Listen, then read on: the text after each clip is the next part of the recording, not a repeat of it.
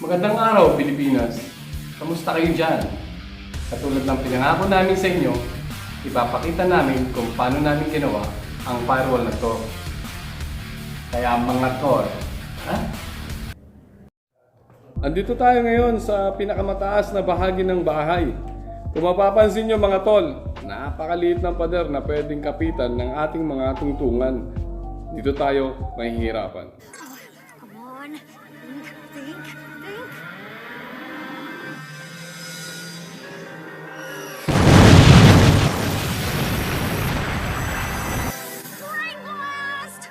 Ito na mga tol, isa-isa naming inakyat ang mga tubo sa pinakabubong ng bahay para makakuha tayo ng suporta at tibay para sa ating mga tungtungan at nang makapagsimula na tayo. Bali ganito kalala ang sitwasyon ng pader natin ngayon. Makikita nyo dito na kailangan na nating ayusin at i-waterproof ang buong firewall na ito. Sobrang tagas na sa loob ng bahay at kailangan nang ayusin. Unang-una, maglalatag tayo ng sapin para di magalit si Mamang kapitbahay. Pag ganito kalala yung pader, yung firewall natin, gagamitan na natin ito ng silicone sealant or epoxy para mawala yung mga gaps ng ating pader. Kung sakasakali naman mga hairline cracks pa lang, gagamit tayo ng angle grinder at ganun din yung paleta o spatula para makatulong ito sa atin. Dito, nagsisimula na siyang magpahid ng sealant sa mga cracks. Much later. Andito tayo ngayon sa labas ng kalye. So nakikita niyo ba si Kuya? Halos gumagapang na sa tubo. Pinapasok niya yung hagdan ng bakal para isampay yung tungtungan. Okay naman siya doon sa taas kasi naka-safety belt siya. Nandun siya sa pinakatuktok ng bubong. Ayan, matatapos niya nang maisuot yung hagdan ng bakal sa isang tubong nakausli para may pagkapitan ng tibay. Medyo mabigat din kasi, although may kasama naman siya dun sa likod na humihila ng lubid para yung total weight niya hindi masyadong mabigat. Ayan. Okay na. Nakaraos na tayo. Ito naman yung pangatlong hagdan ng bakal na isinusuot niya. Medyo madali lang dito kasi maganda yung naging apakan niya sa bubong. Di katulad dun sa pangalawa. Ang bilis niyang nailagay at ready na tayo. So dito, okay na yung mga hagdan ng bakal. Kailangan natin dito yung 2x6 na C-Parlin, 2x6 na tubular. Ito yung magsisilbing apakan ng mga tao para mas maging komportable ang kanilang pagtatrabaho. Dito, start na si Kuya magpahid ng sealant. Pwede kang gumamit ng epoxy or silicone sealant kung anong mas gamay nyo. Okay lang as long na lahat ng cracks at bitak dito sa ating firewall ay masaraduhan. Ayan, naipatong na natin yung magsisilbing apakan ng mga tao. 2 pirasong 2x6, so bali 12 inches na lahat yon. So hindi na sila mahihirapang umapak kasi malapad-lapad na rin yon.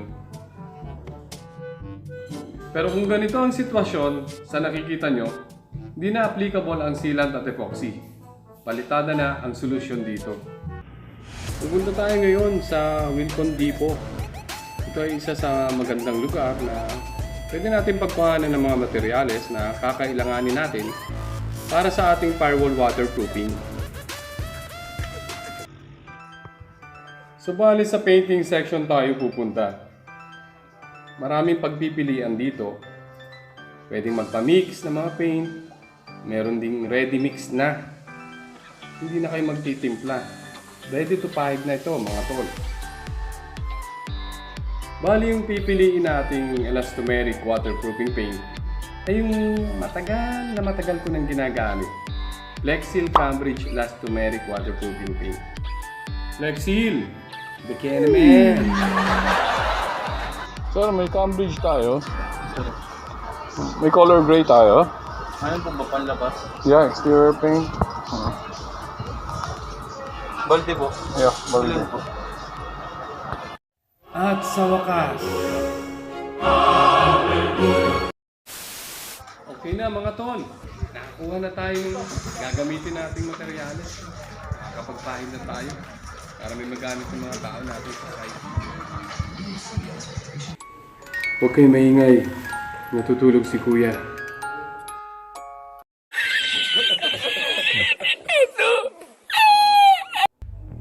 Kasalukuyan na nagpapahid ng mga tao yung elastomeric waterproofing paint.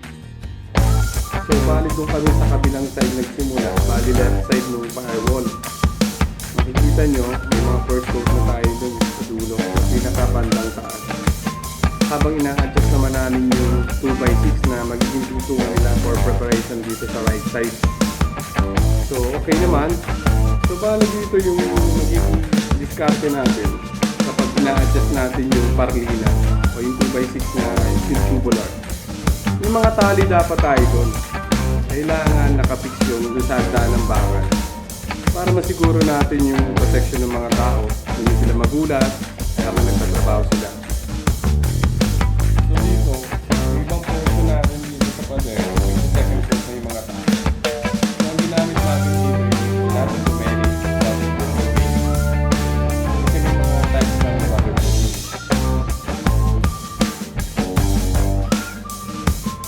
So meron tayong types of waterproofing. Membrane, waterproofing, polyurethane, rubberized asphalt, at yung elastomeric waterproofing. Sa video na to, makikita nyo na nagte-third coat na yung mga tao. So bali pa 3 patong na ito mga tol. So bali yung technique natin dito. Huwag nyo agad papatungan kung medyo basa pa. Kailangan natin mag-antay kahit 4 na oras bago nyo ulit patungan. Kasi hindi magiging maganda kung papatungan nyo ng basa pa.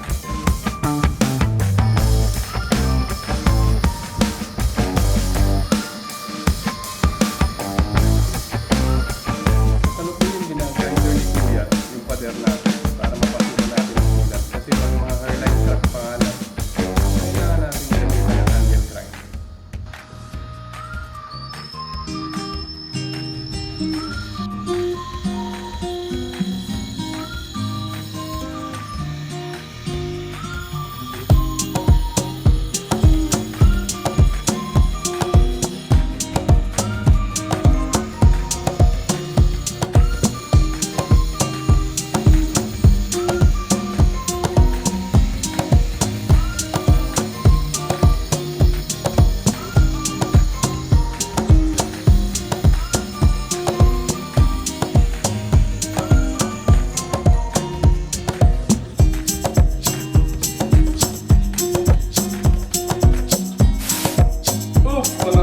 Bago ko ituloy ang video na ito, huwag niyong kalimutan mag-like, mag-subscribe, hit the notification bell, at mag-leave kayo ng comments or suggestion.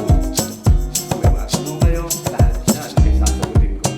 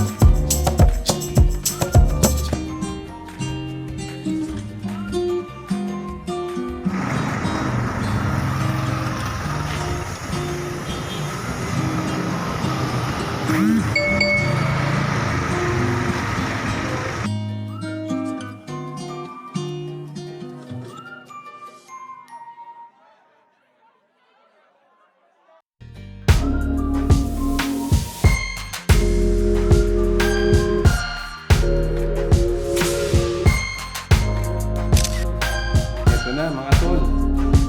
Pagkatapos ng ilang araw na pagtatrabaho, natapos din tayo. Ito yung firewall. Kaya nakikita nyo, tapos na tayo. Ito naman yung kabilang side. Oops mga tol! Maraming salamat sa panonood. Maraming salamat sa oras. Hanggang sa susunod na video ha.